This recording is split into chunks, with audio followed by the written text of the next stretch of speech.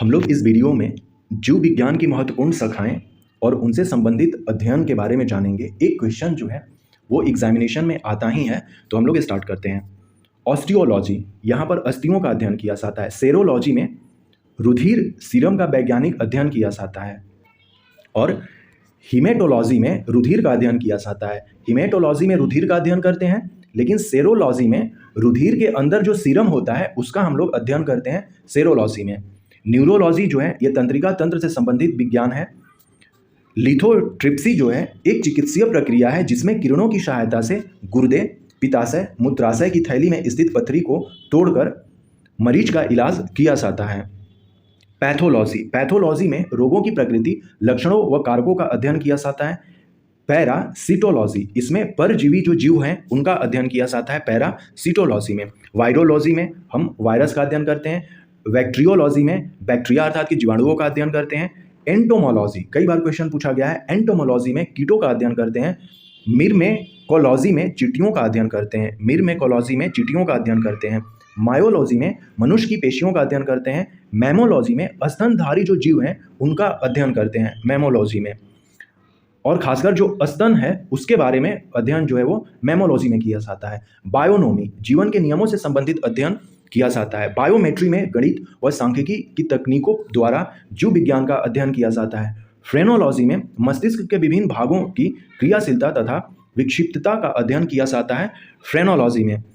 मैलेकोलॉजी, इसमें मोलास्क जो होते हैं उनका अध्ययन करते हैं और वो किस तरह से इनके खोलों का अध्ययन, जो मोलास्क का खोल होता है वो और मोलास्क का जो है अध्ययन जो है मेलकोलॉजी में करते हैं। इखिथियोलॉजी में मत्स्य की जो संरचना है अर्थात कि जो मछली है उसके अंदर वाले पार्ट को हम लोग जब अध्ययन करते हैं तो वो कहलाता है इखिथियोलॉजी। लेकिन जो पिसीकल्चर है वो मत्स्य पालन के लिए है, मछली पालन के लिए पिसीकल्चर है, जबकि मछलियों का अध्ययन जो है वो हम इखिथियोलॉजी में करते हैं। सर्पेंटोलॉजी में सर्पों का अध्ययन करते हैं। हर्पेटोलॉजी में उभयचरों तथा सरीसृपों का अध्ययन करते हैं। ऑर्निथोलॉजी में हम लोग पक्षियों का अध्ययन करते हैं अर्थात कि पक्षियों का जो शारीरिक रचना है उसके बारे में हम लोग अध्ययन करते हैं। लेकिन एवीकल्चर जो है यहाँ पर पक्षी पालन करते हैं, जैसे कि चिड़ियों को पालना, मुर्गियों को पालना, ये सब एवीकल्चर में आ जाएगा। लेकिन मान लीजिए कि हमको मुर्गी के अंदर के बारे में, उसके स्ट्रक्चर के बारे में जानना है, उसके बॉडी के बारे में जानना है, तो वो ऑर्निथोलॉजी के थ्रू जानेंगे। तो ये दोनों जो है अलग अलग है। डर्मेटोलॉजी में हम लोग त्वचा तथा इसके रोगों का अध्ययन करते हैं। ट्रोफोलॉजी में पोषण एवं पोषण विधियों का अध्ययन करते हैं। टेटोलॉजी में उपार्जित लक्षणों का अध्ययन करते हैं। टेटोलॉजी में एंथोलॉजी में फूलों का अध्ययन करते हैं। एग्रोस्टोलॉजी में घास से संबंधित जो अध्ययन है वो करते हैं अर्थात कि एग्रोस्टोलॉजी में हम लोग घासों का अध्ययन करते हैं। पेलिनोलॉजी में विभिन्न प्रकार के पराग कणों का अध्ययन करते हैं। ऑन्कोलॉजी में कैंसर व संबंधित ट्यूमर का अध्ययन करते हैं।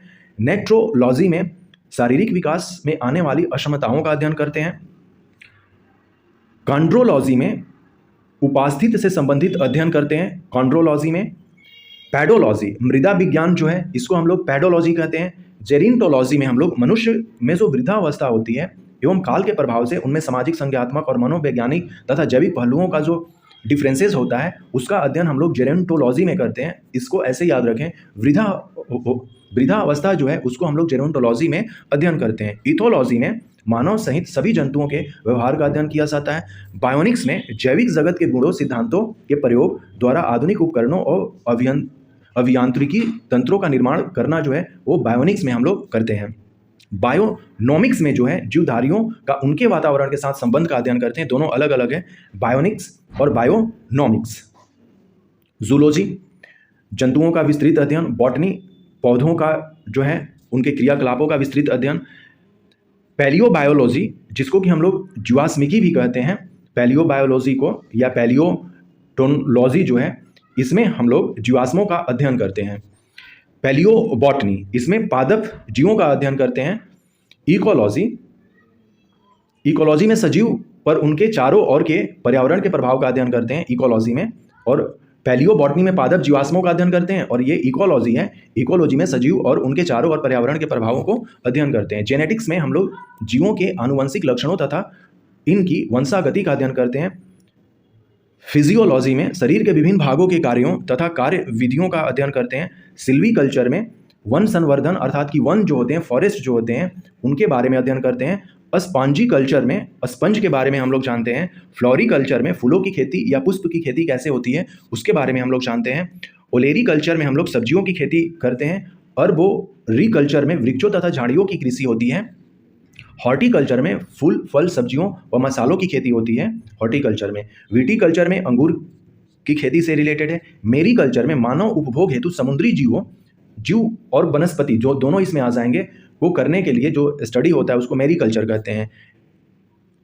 और एक होता है मोरीकल्चर, दोनों अलग अलग है। मेरीकल्चर में समुद्री जीवों का अध्ययन और मोरीकल्चर में शहतूत की खेती जो हम लोग करते हैं जिस पर कि रेशम के कीड़े पाले जाते हैं उसको मोरीकल्चर कहते हैं। हाइड्रोपोनिक्स या इसी को एरोपोनिक भी कहते हैं या इसी को एरोकल्चर भी कहते हैं। इसमें मृदा विहीन पादप संवर्धन हम करते हैं अर्थात कि बिना मृदा के, बिना सॉइल के हम लोग पेड़ पौधों को लगाते हैं, उसे हाइड्रोपोनिक या एरोकल्चर के नाम से हम लोग जानते हैं।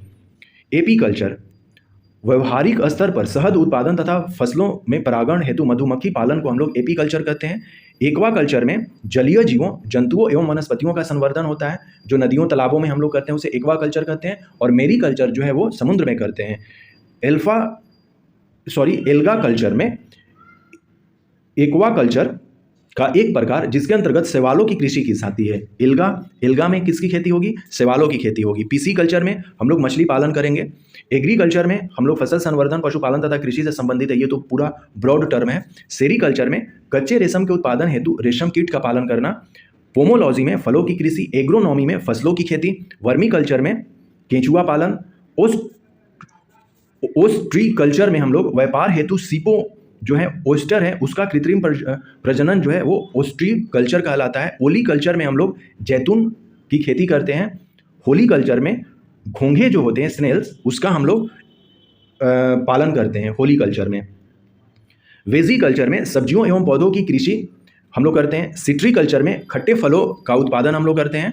तो यह जो है हम लोगों ने जो जैव विज्ञान से रिलेटेड इंपॉर्टेंट शाखाएं हैं और उनसे रिलेटेड अध्ययन जो है उसके बारे में हम लोग देखें। एक क्वेश्चन इससे आता ही है हमारे एग्जामिनेशन में।